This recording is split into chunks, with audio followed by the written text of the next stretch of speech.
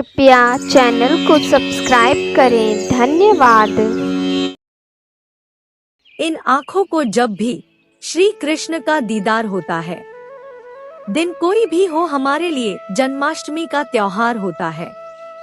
जय श्री कृष्णा। राधे राधे। प्रिय मित्रों, आप सभी भक्तों को श्री कृष्ण जन्माष्टमी की बहुत बहुत शुभकामनाएं। मित्रों, हर साल भाद्रपद मास के कृष्ण पक्ष की अष्टमी तिथि को श्री कृष्ण जन्माष्टमी का पावन पर्व मनाया जाता है। यह पर्व भगवान श्री कृष्ण के जन्मोत्सव के रूप में मनाया जाता है। इस दिन भक्तजन भगवान श्री कृष्ण की विशेष पूजा अर्चना करते हैं और व्रत रखते हैं।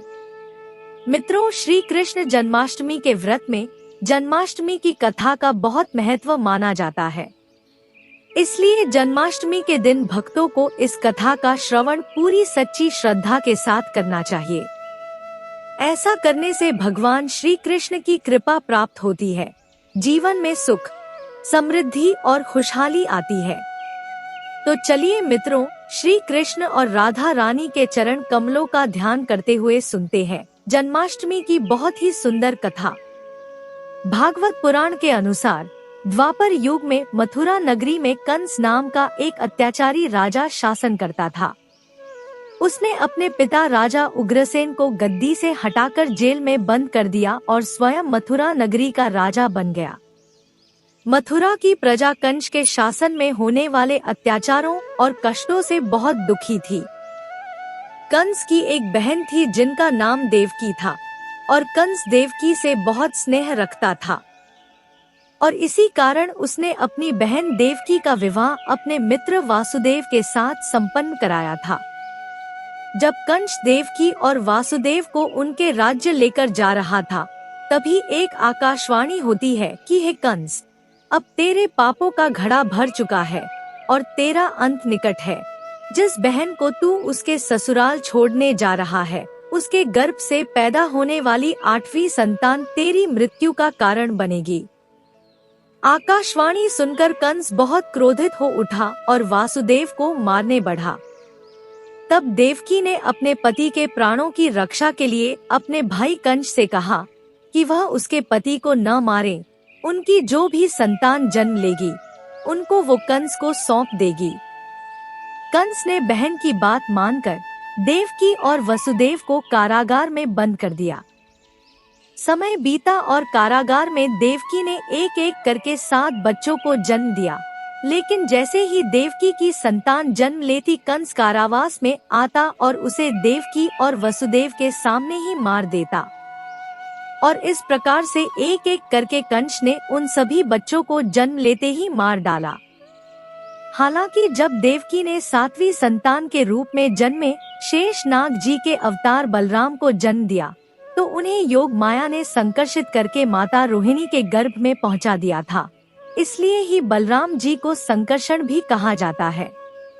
इसी प्रकार से आकाशवाणी के अनुसार जब माता देवकी की 8वीं संतान के रूप में स्वयं भगवान श्री हरि विष्णु ने कृष्ण अवतार के रूप में पृथ्वी पर जन्म लिया, तब आसमान में बिजली कड़क रही थी, चारों तरफ घनघोर वर्षा हो रही थी। मान्यता के अनुसार यह मध्यरात्रि के 12 बजे का समय था। ठीक उसी समय नंदलाल जी की पत्नी माता यशोदा ने भी एक पुत्री को जन्म दिया। इस बीच कारागार में अचानक से एक तेज प्रकाश हुआ और भगवान श्री हरि विष्णु प्रकट हुए। उन्होंने वासुदेव से कहा कि आप इस बालक को अपने मित्र नंद जी के यहाँ छोड़ आइए और वहाँ से उनकी कन्या को यहाँ ले आइए। तब भगवान विष्णु के आदेश अनुसार वासुदेव जी भगवान कृष्ण को सूप में रखा और उस सूप को अपने सिर पर उठाकर नंद जी के घर की ओर चल पड़े।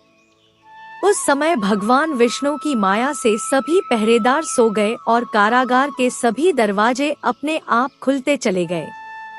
यमुना मैया भी उस समय वर्षा के कारण गहरे उफान पर थी, पर उस समय यमुना जी ने भी वासुदेव जी को जाने का मार्ग दे दिया। वासुदेव बालक के रूप में भगवान कृष्ण को लेकर नंद जी के यहाँ सकुशल पहुँच गए और वहाँ बालक कृष्ण को यशोदा माता के पास लिटाकर उनकी नवजात कन्या को अपने साथ लेकर वापस आ गए। जब कंस को देवकी की 8वीं संतान के जन्म की सूचना मिली तब वह तत्काल कारागार में कन्या की हत्या करने के लिए आया और उस कन्या को देवकी माता से छीनकर पृथ्वी पर पटकने का प्रयास करने लगा। लेकिन वह कन्या कंस के हाथों से छूटकर आसमान की ओर जाने लगी। तब उस कन्या ने कहा, हे मूर्ख कंस, तुझे मारने वाला तो जन्म ले चुका है और वह वृंदावन पहुंच गया है। अब तुझे जल्द ही तेरे पापों का दंड मिलेगा। माता यशोदा की वह कन्या कोई और नहीं, स्वयं योग माया थी। नंद और यशोदा ने श्री कृष्ण को पाला और समय आने पर श्री कृष्ण ने कंस का वध किया। मित्रों, कथा समाप्त हुई। बोलिए बाके बिहारी लाल की जय हो, श्री हरि कृष्ण की जय हो, राधा रानी की जय हो।